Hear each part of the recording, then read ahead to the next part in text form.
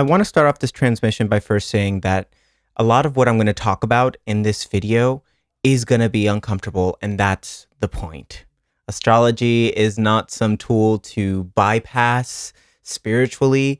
It's to really understand what the cosmological weather looks like in this moment so we can move through it with intention, with grace, with ease, and sometimes not so much ease. But by the end of this video, trust and believe, you're going to feel held by this moment. You're going to feel activated. You're going to feel certain of the path we are about to embark on. So something has shifted quite majorly, and maybe you can't quite name it yet. Our patience is a little bit thinner right now. The news hits differently right now. Not like information, but like weather, like something really pressing against our skin from the outside. Today, at this moment, March 20th, 2026, the sun has crossed into Aries officially, which means it's the equinox. It's the astrological new year. We fucking made it. And I know every astrologer and their mother is about to post new beginning, set your intentions, fresh start energy. And I need you to hear me when I say that, sure, part of this equinox is exactly about that. But there's so much more to this equinox than meets the eye. So 2 days from this moment, on March 22nd, the sun makes an exact conjunction with Neptune at 1 degrees 50 minutes of Aries, technically like 2 degrees if you want to round up. And in traditional astrology, when a planet gets that close to the sun, it's called a Kazimi. It's inside the heart of the sun, purified, amplified, and lit all the way up. So here's what's actually happening with that moment. The sun enters Aries today. The sun is your identity, your sense of self, the part of you that says, I'm here and I have the right to be here. And within 48 hours of crossing that threshold, it merges completely with Neptune, the planet that dissolves everything it touches. Your identity and your vision become the same thing.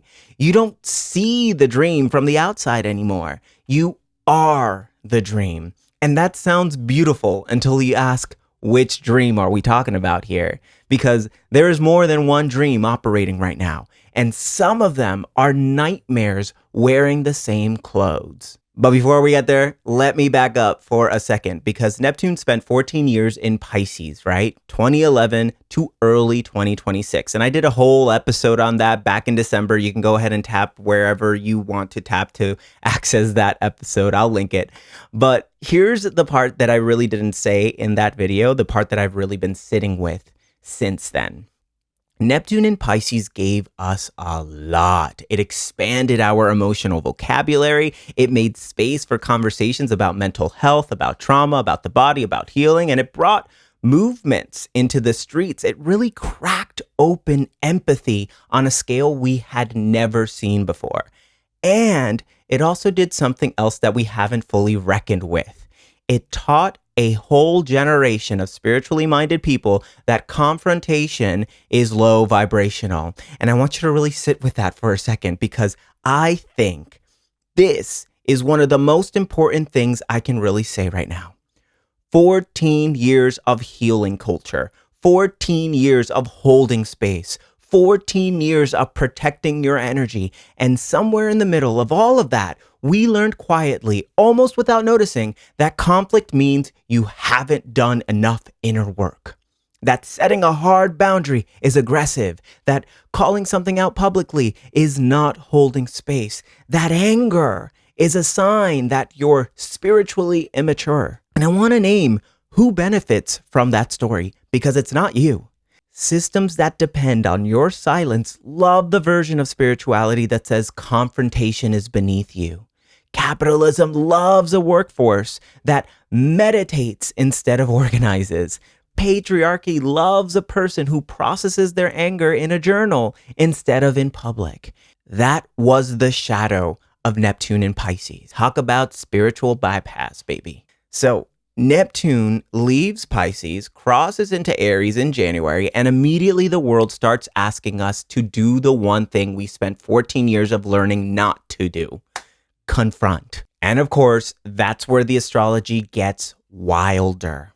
The sun enters Aries today, and 2 days later, it catches Neptune at just under 2 degrees of the sign. This is the first time the sun has illuminated Neptune in Aries in any person, any living person's lifetime. Nobody on this planet has experienced this archetypal energy before. And the image that I keep coming back to is this. The sun doesn't wait for Neptune's fog to clear before it shines. It walks into the fog and it lights it up from the inside. That's the teaching. You don't wait for clarity before you move. The fear doesn't need to pass before you act. The world doesn't need to make sense before you participate in it. The clarity comes from the engagement, not before it. And I think about this a lot. You know, the Aries archetype isn't the warrior we see in movies, right? It's not the Spartan. It's really the baby bird, a robin that just hatched. It can't fly, it can't fight. It's surrounded by things that could eat it. And the rational response would be to hide, to stay quiet, and to make yourself small, right? In order to survive. But it doesn't do that. Instead, the baby robin opens their mouth wide, demanding a right to exist. They chirp and chirp and chirp and chirp until they're heard, until they're fed. And that's not reckless. It's not aggressive. That's something that knows it can die and it chooses to open its mouth anyway. That's what courage actually looks like. Not the absence of fear. It's the refusal to let fear drive. And the Kazimi, the sun merging with Neptune, adds something to that image because the bird isn't just opening its mouth, right? It's opening its mouth with a vision, with something it's fighting for, not just against. The sun says, I exist. And Neptune says, and here's why it matters. For one clarifying moment, your identity and your purpose aren't separate things. Who you are and what you are here to do collapse into the same breath. Now, what you do with that moment is completely up to you because Neptune can also create a lot of delusions. And the dream that feels most real in a Kazimi might be the one most worth interrogating as well. So pay close attention to your delulu because it might not be the Salulu. Now, of course, we can't talk about this transit without naming what's happening in the world because the astrology is not happening in a vacuum. It's happening inside conflict and war. And that right there, that is the shadow of Neptune in Aries. Drunk on anger, fighting pointless battles against enemies that aren't even real. Martyrdom, violence dressed up as vision.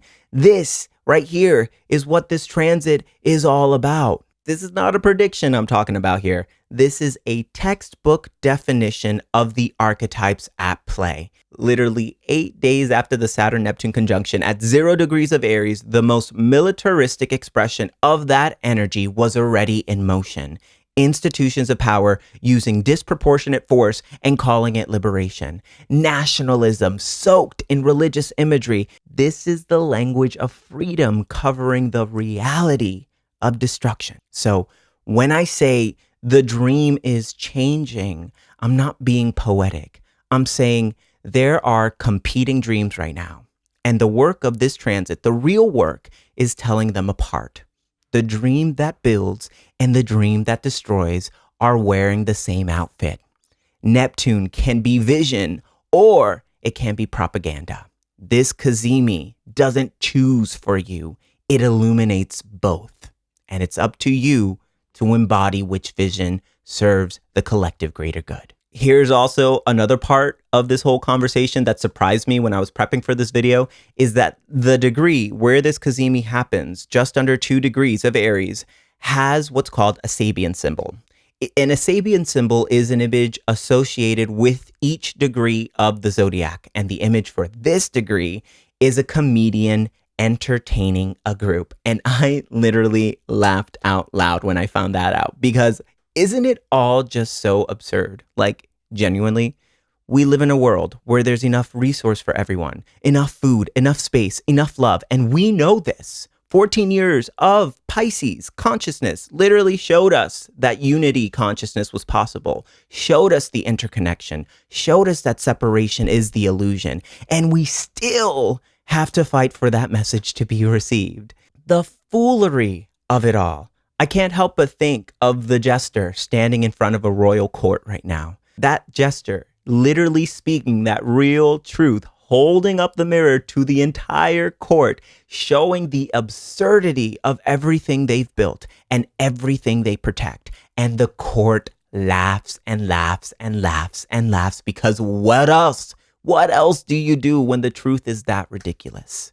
So look, it's uncomfortable right now. The discomfort is the point. We got to fight for something real right now. But I will say fighting doesn't have to be Spartan. It doesn't have to be blood, sweat, tears. Sure, it can be that, but there's a more strategic way. Yes, we gotta fight, but humor is also a mirror. The ability to look at this whole mess and say, with your full chest, this is insane, and I'm still gonna do something about it. And that is absolutely, in my opinion, more dangerous to the machine than the one who only rages. And I gotta be honest with you because I'm not gonna ask you to do something I'm not willing to name myself. Look, y'all, this moment, it's tough. It's asking us to grow. And I bounce back and forth between I'm not doing enough and I am doing enough. And if I'm really sitting with this transit, really letting the sun illuminate the fog in my own life, what I see is this. It's easier for me to hide behind